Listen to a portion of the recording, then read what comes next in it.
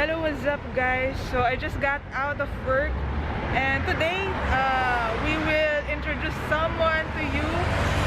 He will share his stories, his inspiring stories and testimonies of how good God is in his life today. I'm very excited na ma-meet nyo siya. I assure you, you will be encouraged, inspired, especially those who are single. Yes. So let's go. Let's meet him.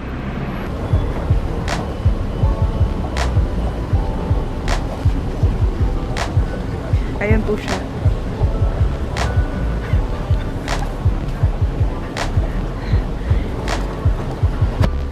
Hindi pa niya ako nakikita.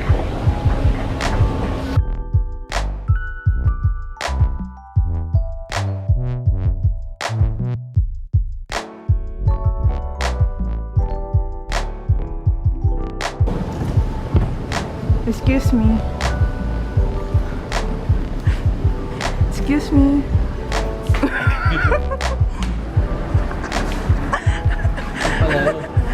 Basta, Kuya. Hello. Kuya Roji. Hello. Di ba siya ready? Let's go. Kumain ka na? Ha? Kumain ka na ba? Oo. Supa ka actually. Kung kakain ko lang ng naggala ako eh. Ayun. Sige, let's go.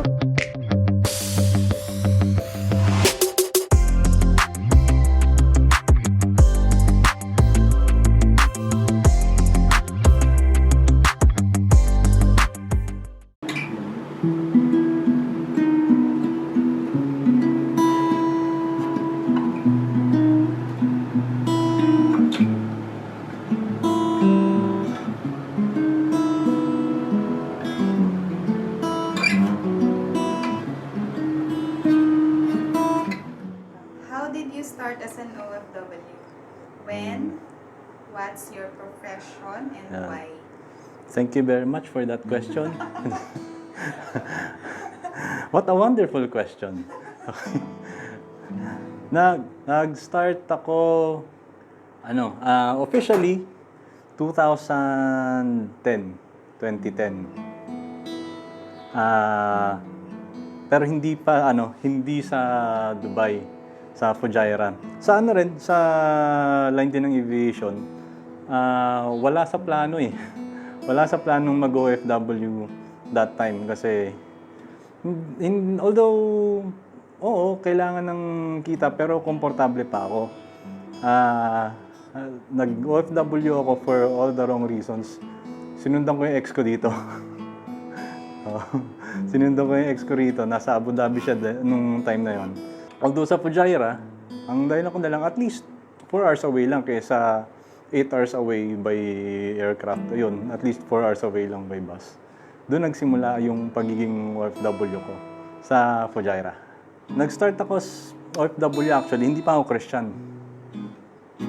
Which is funny kasi kung saan nasa lugar ako na malabong makilala ko si Jesus kasi nga Muslim country to. Hindi siya kumbaga hindi siya conducive for Christian learning. Nag-start 'yon nung nasa Fujairah nga ako. Meron akong kasama sa work na Christian na rin. Nag-start siya as normal conversation.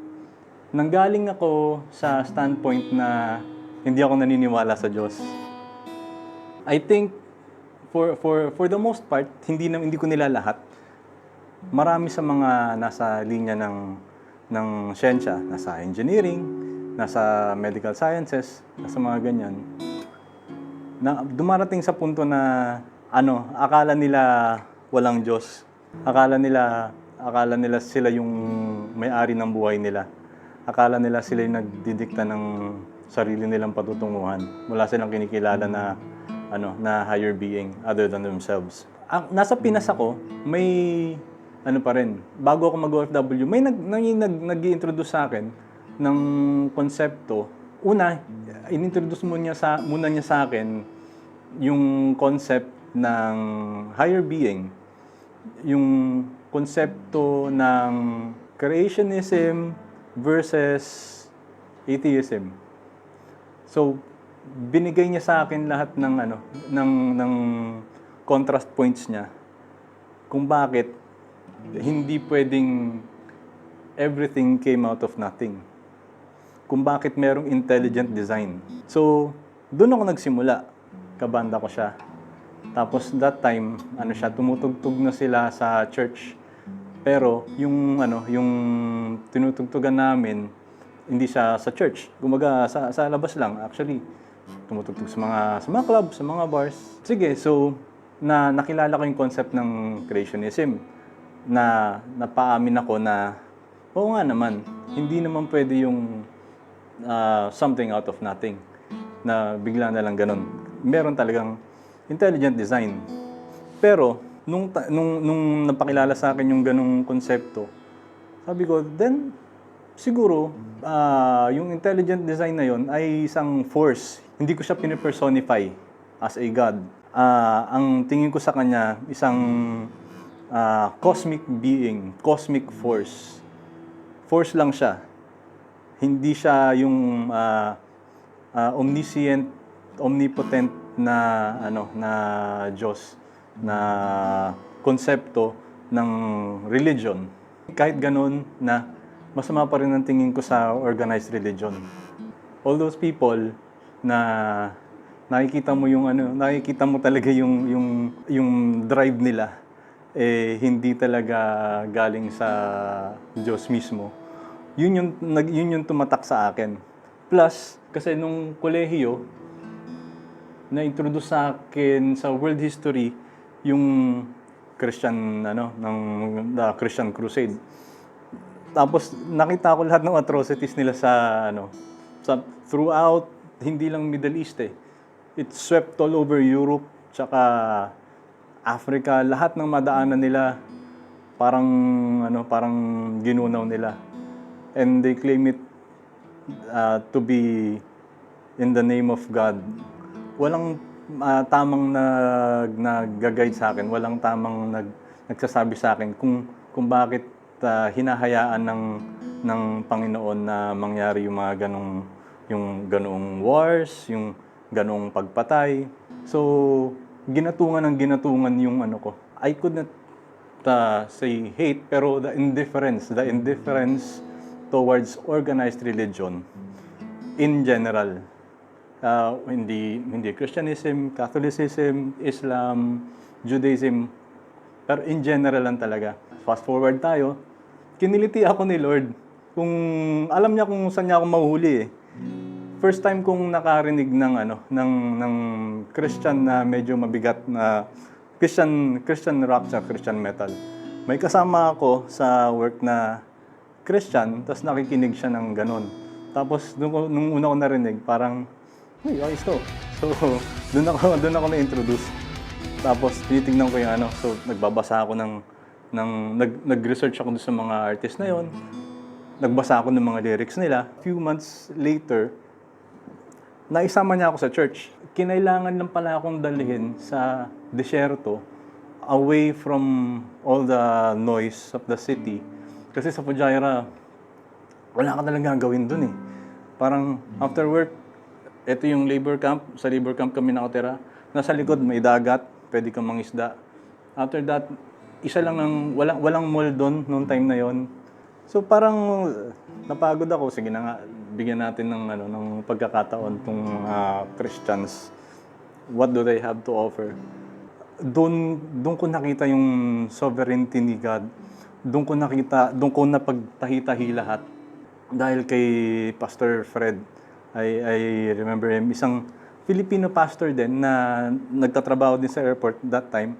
Tsaka with the help of another pastor, Nigerian pastor, si Pastor Verdict.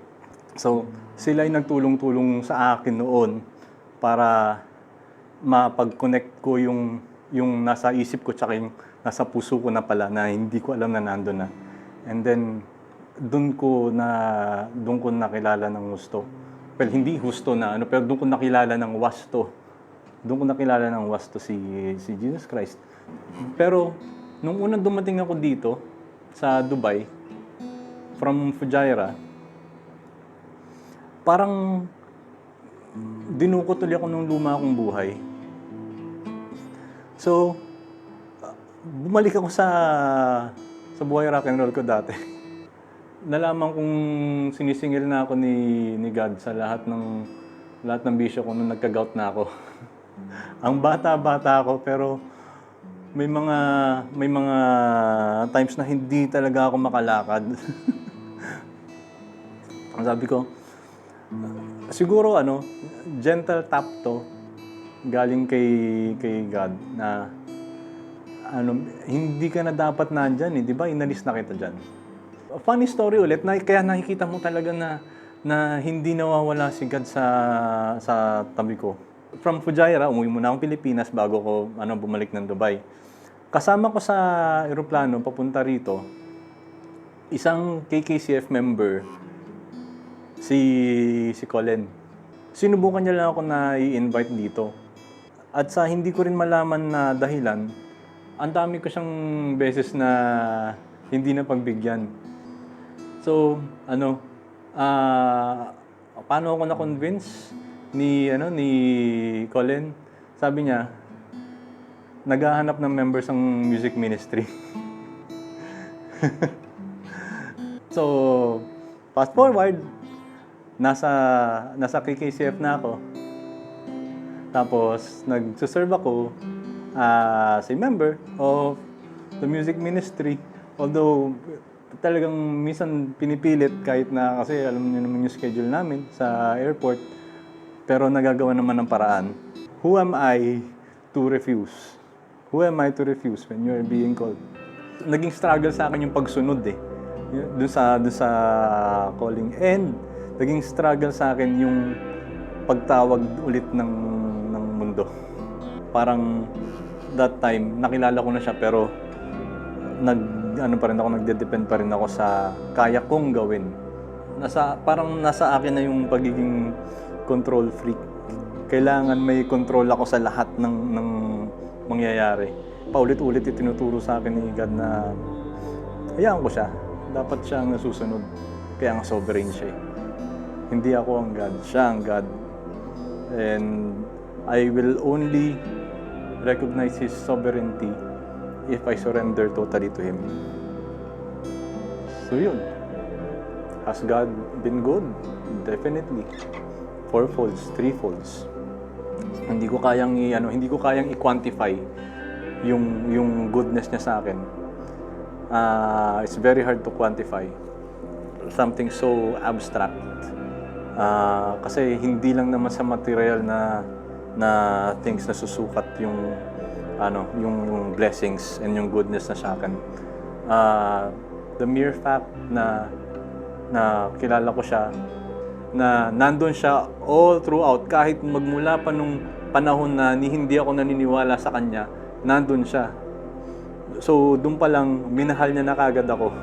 Kung ano man ang meron ako, kung ano man ang wala ako, I will always be thankful. And He will always be good. More than good. Ako po si Rogie, isang Christian expat na dating control freak, na ngayon totally surrendered.